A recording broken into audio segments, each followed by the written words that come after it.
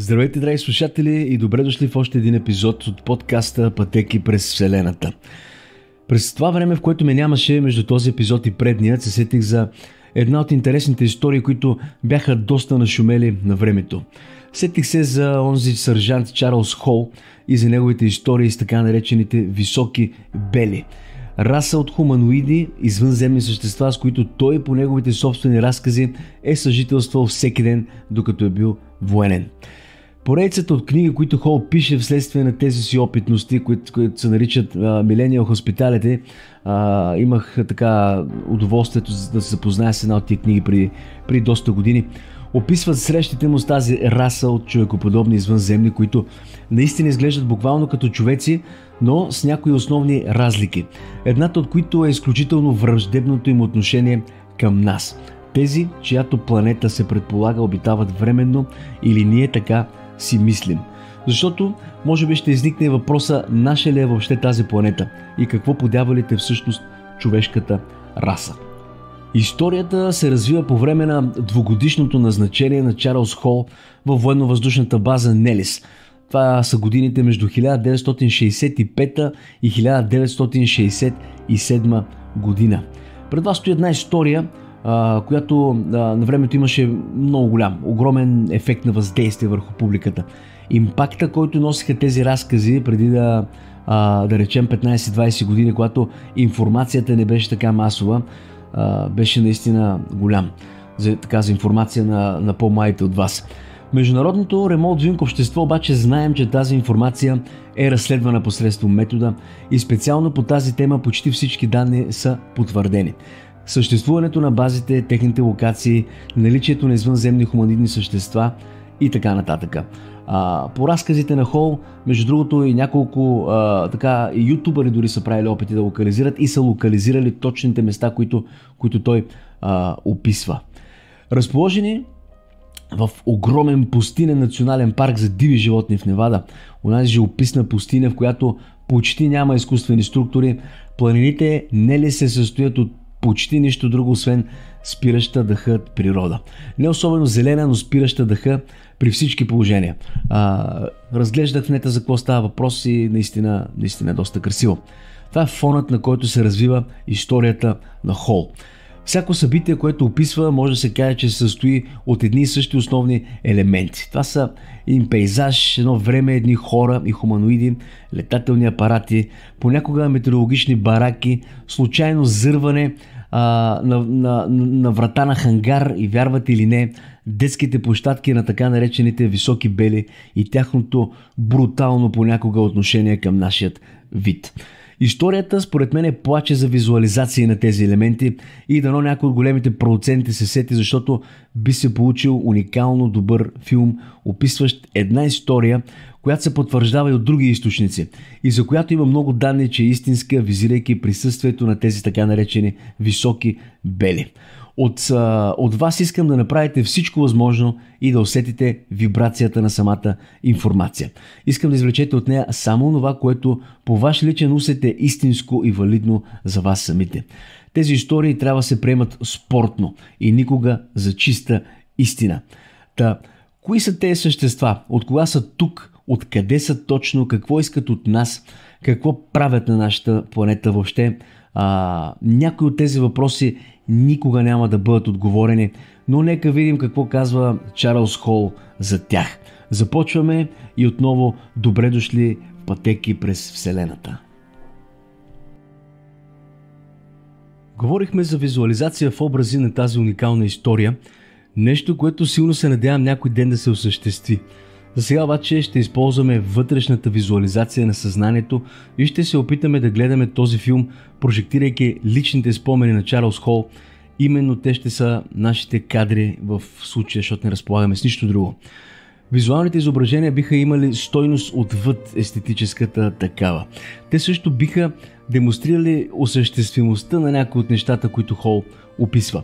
Например, той пише, че е успял да види входа на главния хангар на високите бели високо в планината на 30 мили северно от неговата позиция в пустинята. Снимка на тази невероятна гледка би помогнала да се подкрепи историята. Просто трябват точни локации и някой да се вземе качествено да бачка по темата. Макар че, доколкото разбирам аз и доколкото разследвам тази информация, и това е свършено. Възможно да стане обект на следващ епизод по тази тема. 20 години след уволнението си от военно-въздушните сили, Хол започва да записва преживяванията си и след още 20 години ги публикува. Първоначално представяйки книгите си като произведение на художествената литература.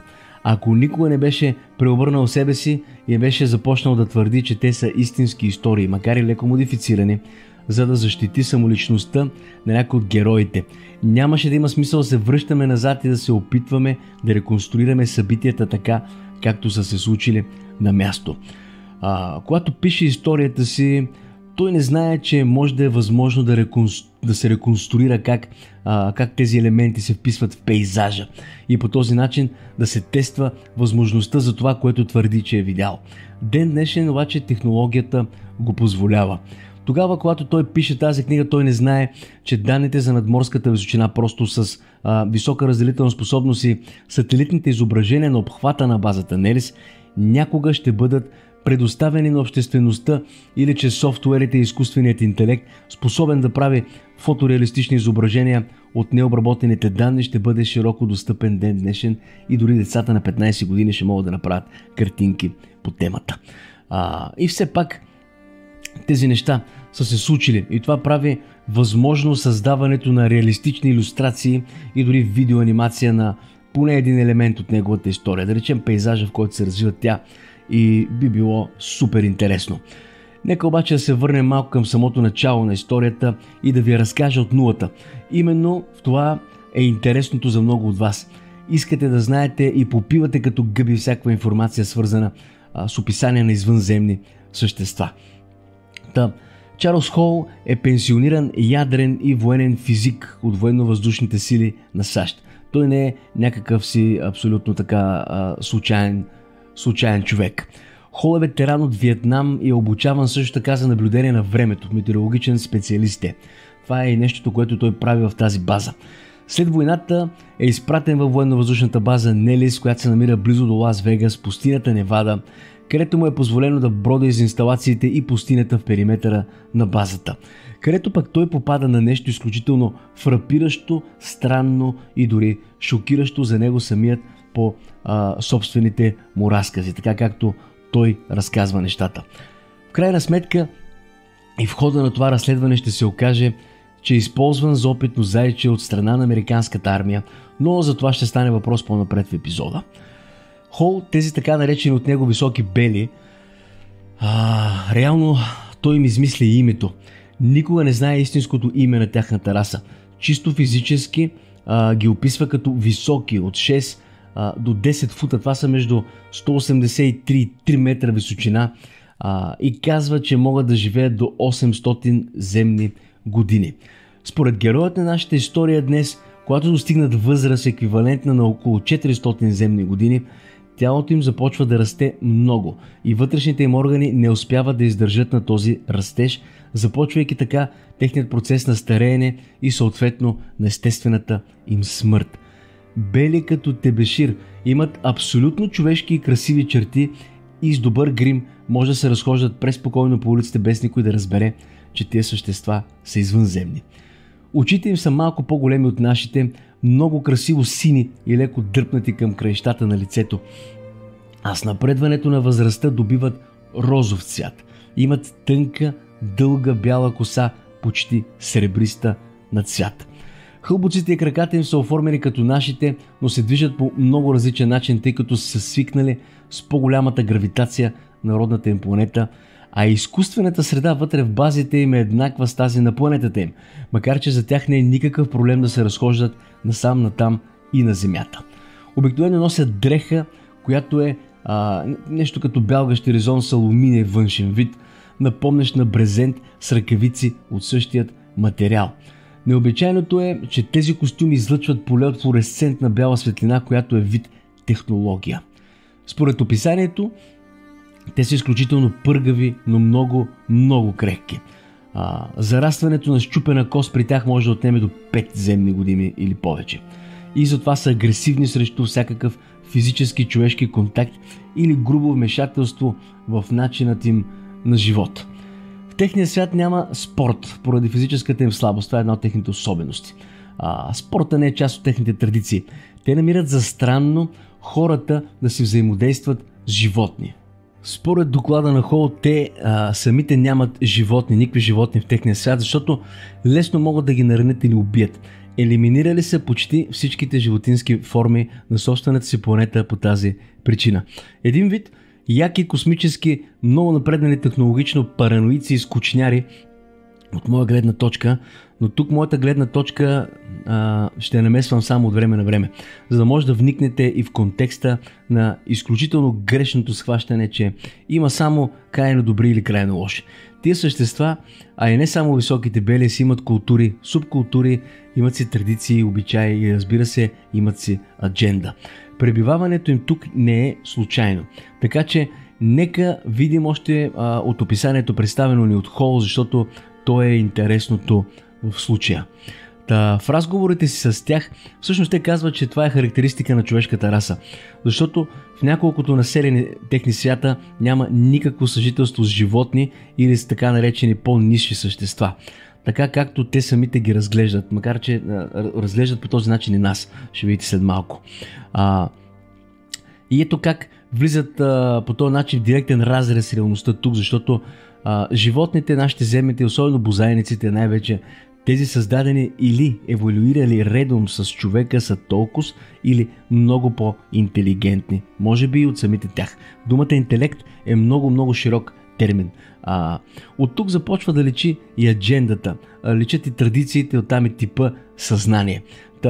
Обитаването на една плътност или измерение, драги слушатели, не е гаранция за интелигентност и още по-малко за емоционална такава. Елемент, който изглежда директно липсва в много от технологично супер напредналите цивилизации, макар че тези белите не са от най-напредналите. Реално не са кой знае колко по-напреднали технологично и от нас. По-силните чисто физически сме ние, така както го описва самият Чарлз Хол. Нашата раса би трябвало да се редим само единствено до такива от наш тип, т.е. притежаващи силно емоционално тяло и силен емоционален свят с ясна неинвазивна телепатия. Концепт, който ще ви разясня в един от следващите епизоди. Всички останали контакти с друг тип същества и цивилизации за нас са добре, да, супер са. Не са обаче окей за такива по-дълбоки взаимоотношения, защото всичко, което е описано до тук, отговаря на различен тип съзнание, което води до сходни начини за интеграция на информацията и опитностите, сходно разбиране и дори разлики в формата на вида телепатия, които използват различните видове съзнания. Следователно и до коренно различни интереси, оттам до различни адженди, които могат да бъдат доста вредни една за друга. За да има разбирателство, драги приятели, са нужни съвпадения. Не забравяйте, че подобното привлича подобно. Нека продължим. Езикът им, според описанието на Хол, наподобява нещо като кучешки лай, ръмжене и често е недоловим за човешкото ухо. Но те се научават да говорят английски и други човешки езици много лесно и използват писменост, подобна на иероглифите. Основното оръжие, което носят пък докато се разхождат из нашата околна среда, изглежда като вид химикалка, която лесно може да парализира, пробие или дори да разкъса човешко същество. Вероятно, честотно изменяща технология. Казал съм ви много пъти, че този тип технология е абсолютно универсална. Тя може да служи за задвижване на двигатели, за строителство, за генериране на храна, за репликиране на който предмет се сетите. Всичко, което е изградено от материя, има специфична вибрационна честота, която може да бъде репликирана. За тази същата технология говорим, тази, която ви описах на базата на теорията за доминантната вълна в физиката, в частност радиотехнологиите. Това е нещо, което съм ви описвал вече няколко пъти. Чарлз казва, че е усещал силата на тези оръжия и също така е видял войник почти убит, когато се опитвал да помогне на висок бял, който се е спънал докато се качвал по стълба. Тези високи бели извънземни имат много висок интелект и скорост на обработка на информация, която според Хол е около 4 пъти по-бърза от тази на най-интелигентните земни хора. Трудно обаче биха биха издържали на шамари, така като ги гледам, ако им ги няма писалките. И го казвам заради това, което ще чуете сега след малко. Високите бели, продължава описанието, той тайно се страхуват от интуитивните ни способности и екстрасензорните ни възприятия. И ето го отново тънкият момент. Надявам се, че вече го забелязвате. Доста от тези иначе технологично много напреднали, много по-напреднали от нас раси, реално са превзети от изкуствен интелект. Да, и приятели. Не казвам, че изкуственият интелект е нещо лошо. Мен лично супер много ме кефи тази технология и трябва да не забравяме никога, че всяка една технология е проекция на дадено съзнание. Каквото съзнанието, такава и технологията. Но много раси са проядени от инвазивни изкуствени интелекти, колкото по-човешки, колкото красиви да изглеждат те.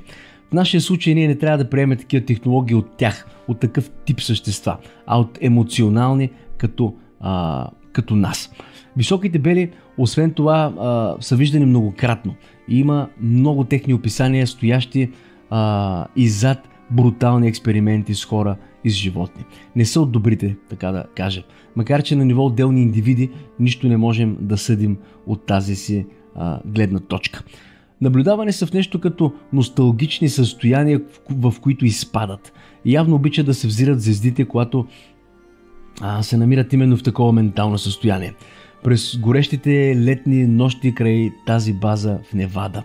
Явно вътрешният им свят не е толкова сбеден, въпреки гадният им характер. Хол описва това, че обичат да предприемат пътувания през уикендите до околностите на Лас Вегас.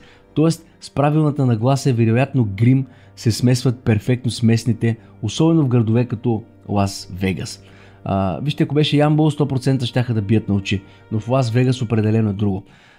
Та има информации, че не са само те, т.е. има и представители на поне няколко други напълно човешки извънземни цивилизации. Децата на високите бели, значително по-малки по размер, са забавни, любящи, енергични и любопитни. Децата се забавляват да играят на криеница, но също така харесват игри с една много мека топка, тъй като телата им са крехки и лесно се нараняват. Майките са изключително отдадени на своите деца, съществуват единствено с цел да задоволят нуждите на своето потомство и са изключително агресивни към всичко, което може да ги застраши, живо или не живо. Параноичната им природа явно се дължи до голяма степен на физиологията на телата им, които, както споменах, са доста крехки. Беше казано, че високите бели са смъртни врагове на такива като сивите и на други подобни раси. Или други такива форми на интелигентен живот, инсектоидни и така нататък. И че никога не биха позволили на никой от тях да се доближи. Има обаче, както ви казах, информация, че са виждани да работят заедно от други свидетели. Основно в подземни военни бази от смесен тип, които ще станат тема на следващи епизоди от Пътеки през Вселената. Базата на военно-въздушните сили Нелис е толкова секретна, толкова изолирана и толкова охранявана от военна полиция, че според Хол всеки опит някой да влезе там и да открие високите бели, които живеят под пясъчните дюни в стоманени бункери, би било чиста проба самоубийство. В интервю Чарлз Хол говори за първите си контакти с високите бели и тази информация е супер интересна, именно заради нея правя този епизод, защото човека минава и полиграф, и то няколко пъти, всичките от които абсолютно успешно. Преди да се отправя към новата си мисия в отдалечена метеорологична колибка, това са такива малки мини инсталации, служащи като станции в периметрите на военните бази, приятелите и колегите на Хол разказват за легенда в базата за същество на име Хари. Според историята, Хари бил голям бял радиоактивен кон, който се носи из пустините.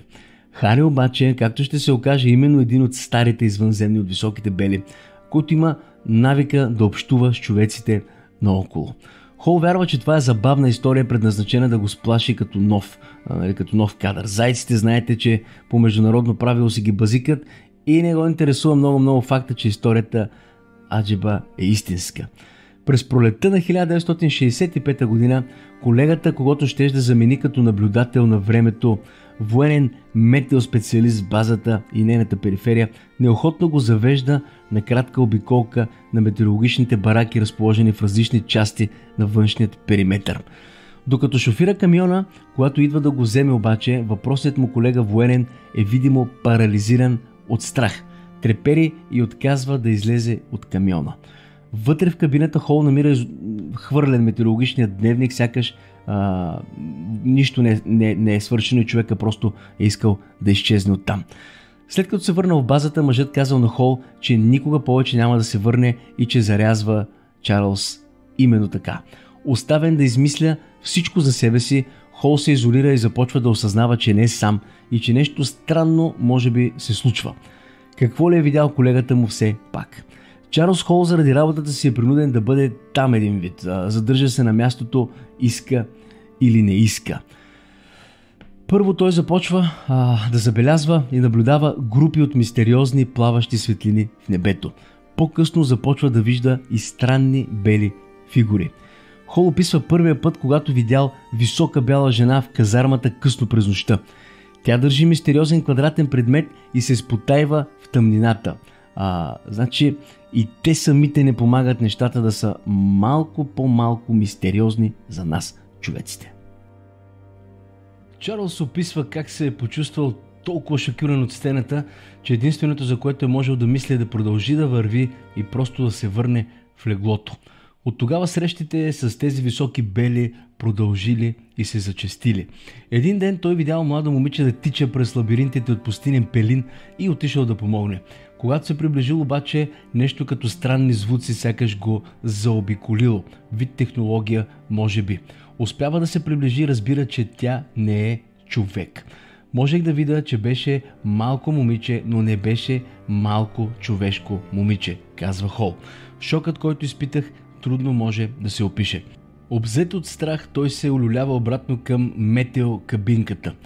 Докато се връща, висок бял мъж, който той мисли, че е въпросният Хари, започва да тича фронтално към него. Всичко, което Хол можел да направи, е да се върне в кабината зашеметен от това, което вижда.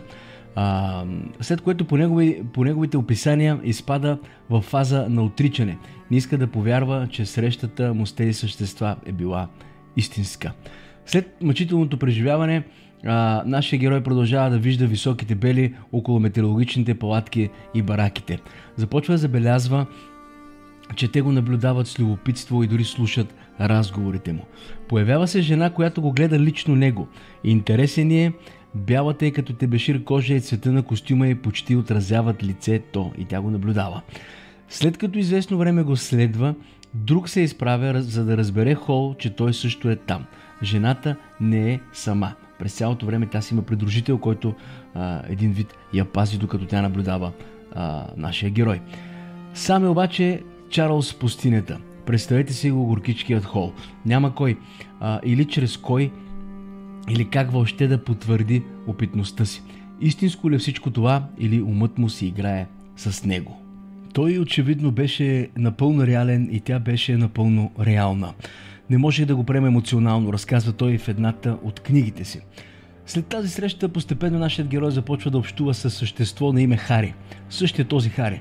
И да научава повече за останалите около него. Тази комуникация му коства време и някои доста неприятни опитности, за които ще ви разкажа. Оказват се едни напреднали, но само технологично същества, предпазливи към хората и дори агресивни заради тази си предпазливост. Срещите в пустинята зачестяват. Един ден усмихната извънземна жена се появява през рамото му, докато пише бележки. Кожата й е бяла като хартия и има финна платирена коса, малки уши, тънки устни и много нежни и красиви черти. Абсолютно може да мине за една човешка красавица, където и да се намира въпрос на малко грим. Единствено цвета на косата й и тази бяла като тебешир кожа. Всичко останало абсолютно човешко и дори доста красиво според описанията на самият Хол. Тя носи костюм, който й позволява да левитира. Един вид и на други места са описвани тия същества, че костюмите, които носят, им позволяват леко да левитират във въздуха, което ги прави много пъргави. Плюс малък шлем.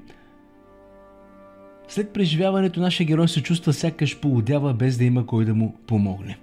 В този момент вероятно започва да осъзнава силата на думите, колко много хора са нужни, за да може един човек сам да потвърди собствените си опитности. При друга среща той си спомня, че извънземните са използвали квадратен цифров инструмент, за да го хипнотизират. Между другото, старите читатели на сайта Богът на нахватал помнят една култова моя статия, която на времето бях кръстил бизнесът на сивите. В няколко части е и в тях описвам точно такова устройство. Съвпадението е много интересно в случая, но нямам време сега да ви разкажа по-подробно, ще стане тема по-нататък. Все пак, Хол може да си спомни нещо от случилото му се.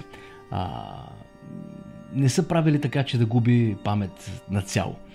На сцената има и извънземен разузнавателен кораб, блокиращ пътя, принуждавайки го да се оттегли и да се върне в базата със своят джип. Той споделя следните лични опитности.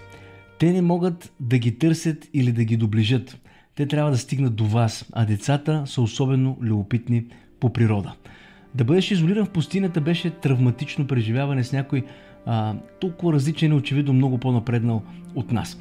Първо си помислих, че погодявам, но с течение на времето се научих как да общувам, как да се доближа до тях и никога да не се опитвам да ги принуждавам да правят нищо. Тяхната нервна система реагира много бързо, те реагират ултразащитно, защитавайки себе си и себеподобните си и са много подозрителни към нашите намерения.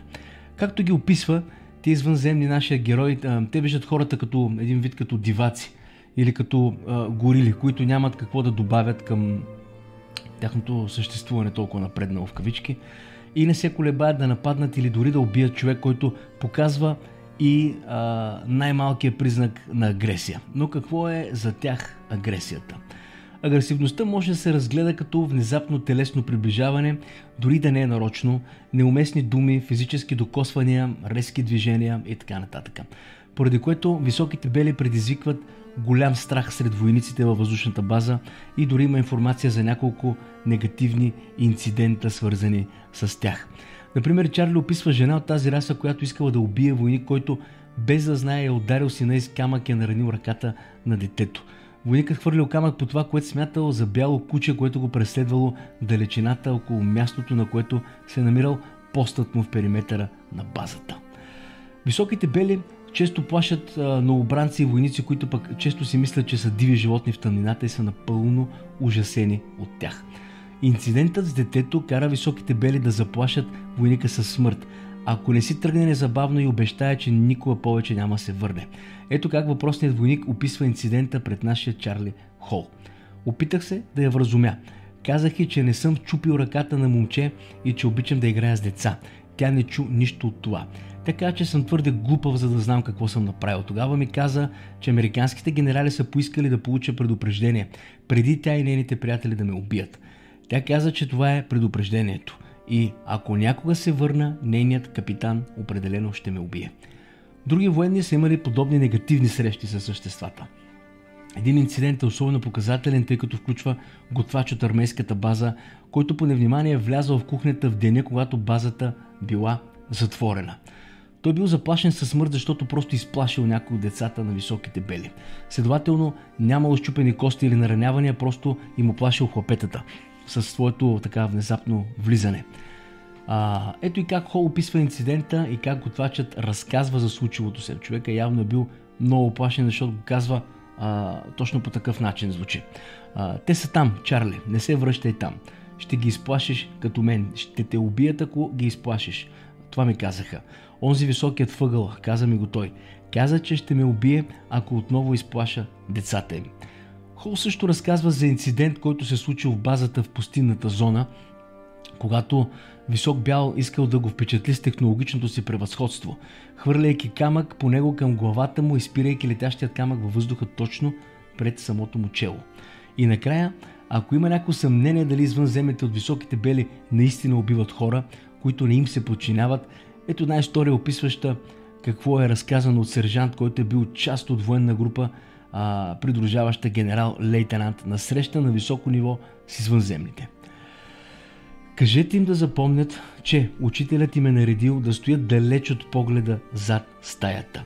Не забравяйте, че ако не се подчинят на заповедите на учителката, тя ще ги убие, както уби другите. И аз не мога да направя нищо по въпроса. Чарлз Хол казва, че веднъж е спасил живота на едно от техните деца, чиято майка е била учителка. В кавички. в смисъл тая, която се занимава с хлапетата. И той по-късно става известен като домашният любимец на учителката. В проект, който тя започва да свързва децата на високите бели с него. Това е нейн си начин да ги научи на някои аспекти на човешкото поведение.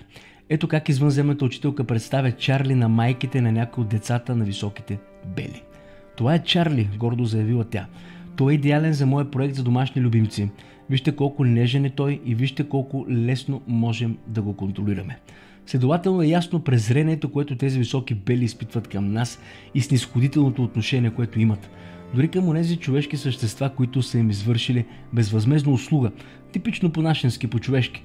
Това е една основна и нормална черта на нормалните хора, да помагат без да търсят нищо в замяна. Да ви кажа, аз лично бих ги третирал като трепки тия бели бродници, такива на хората като мен не минават. Едната технология абсолютно нищо не значи. Въпреки това, ролята, която Хол играе в проекта на извънземната даскалка, му придава определена стойност като любимеца на професора, което означава, че високите бели ще убият други войници, които биха могли да застрашат живота на Чарлз Хол в чувствителната среда за сигурност около оперативната база на извънземните в щата Невада. Хол описва как сержант казва на колега военен охранител за последствията според един от високите бели, известен като Хари. Да, он е същия Хари, продължаваме да говорим за него, за който споменах и в самото начало. Та Хари казва, че ако заплашват домашният любимец на учителя, ще бъдат унищожени, т.е. убити. И така. От тук нататъка отношението на тия същества към нашата човешка раса е повече от видно. Американски президенти, включително Джонсън и Айзенхауер, избрани сенатори и членове на Конгреса, както и някои генерали и адмирали, са наясно от време със съществуването на тия същества и базите им. И всъщност се срещат лично с високите бели на внимателно организирани събития във Вашингтон или военно-въздушната база Нелис в Невада, където е и тяхното седалище. Високите бели явно са сключили споразумения с правителството на САЩ на най-високо ниво, така че техните съоръжения в Централна Невада да не бъдат по никакъв начин нарушаване. В замяна те предоставят напреднала научна и технологична информация, която е позволила бърз напредък в науката и технологиите на Земята. Някои от техните учени работят като технически консултанти в модерни лабораторни съоръжения в големите компании в цял свят, но с предимство за американците. Изглежда, че Земята за тях не е нищо повече от аванпост, такъв за почивка, зареждане с гориво и продължаване към неизвестна дестинация, макар че никой не знае точно защо са тук. Съоръженията на извънземната база в Централна Невада служат като място за посетители от друга звездна система, които идват и изучават английски език и северноамериканската култура. Тези посетители са силно любопитни за живота и обичаите на Земята, обаче виждате как ни интерпретират и третират. Не е добре така според мене. Технологията им, драги слушатели, е много по-напреднала от нашата, или така изглежда. Един елемент от тяхната технология е транспортен костюм, който те обличат и който осигурява лична антигравитационна левитация и движение над Земята, както и защита на силовото поле срещу атаки. Например, би забавил изстрелен куршум така, че да падне на Земята, преди да удари собственика на костюма. Друг елемент от тяхната технология са космическите кораби. Те управляват по-малки кораби, които могат да транспортират ограничен брой хора, но имат и големи, такива за навигация в дълбокият космос, които могат да пътуват между звездните системи и вероятно измежду измеренията. По-малките кораби се знае, че са бели, елипсовидни или яйцевидни с плоско дъно. Има редица големи прозорци от всяка страна, устройствата наподобяват леко нашите самолети. Чарлз наскоро заявява, че НЛО с формата на Тик-Так в това известното видео, публикувано от Пентагона и потвърдено от флота на САЩ, както и от разузнавателните агенции пред Сената, тема, която застъпихме тук в подкаста, са всъщност летателни апарати на високите бели. Мащабът на тези малки кораби позволява пътуване до Луната или до Марс, но не и в дълбокият космос. Космическите им кораби обаче за далечни пътувания са много големи и с антигравитационно задвижване. Тези космически кораби също имат пилотни прозорци, както и имат равномерно разположени светлини по ръбовете на корпусите. Хол дори обяснява как да се свържете или да отидете да рискувате да видите високите бели. Това е Индиана Спрингс, Невада. И така, възнамерявам тази история да продължи, защото има още много какво да се каже по нея, така че ще я продължим в някои от следващите епизоди по тази тема. Не знам дали забелязвате, драги приятели, но моят глас е леко пременен и това се дължи на факта, че лежах в болница 7 дни. В смисъл, току-що излизам от болницата. И се извинявам така, ако някой е забелязал някаква драстична разлика в моя глас. Това видео го записах с 7 или 8 дълги паузи, защото понякога се омарям все още по време на записите на едно такова дълго видео. След едно такова боледуване, което в крайна сметка ме докара до Сърце и мозък, град Плевен, една така доста добра болница. Виждаме как информациите относно извънземните и предполагаемото извънземно присъствие са навсякъде около нас и под всякаква форма. Има много още какво да се каже, драги слушатели. Ще продължим в следващите епизоди. Желая всичко добро и се пазете по морето или където и да се намирате. Всичко хубаво от мене. Поздрави на всички!